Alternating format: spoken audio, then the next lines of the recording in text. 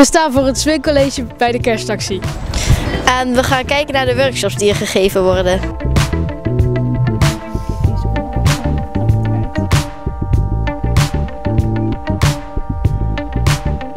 Welke workshop doen we? Ja, ik vind pingpongbal wel leuk eigenlijk. Okay, en wat houdt dat in? Ja, je moet gewoon met een balletje gewoon tegen het petje slaan en dan proberen te winnen van de andere. Oké, en vind je het leuk? Ja, wel heel druk.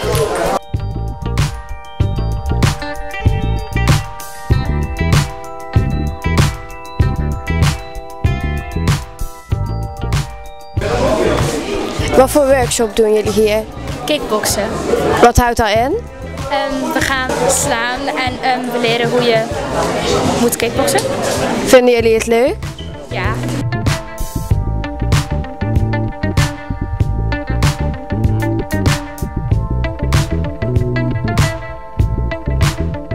Wat voor spel zijn jullie aan het doen? En het aardige hier niet.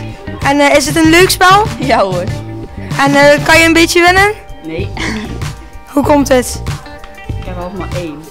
Wat doen jullie hier op deze workshop? Kerstkaarten maken. En worden ze mooi? Ja. En hebben jullie al voorbeelden?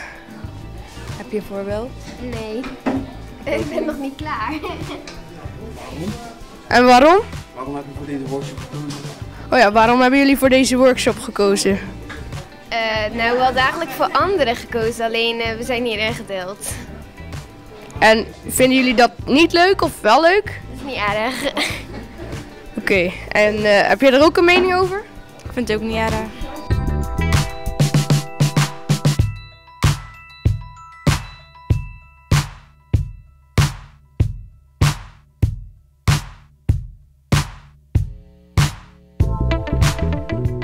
Wat doet u hier? We zijn hier voor die kersthalletjes aan het maken. Die stoffen kersthalletjes zoals dit kunnen we versieren en dan naaien we ze aan elkaar.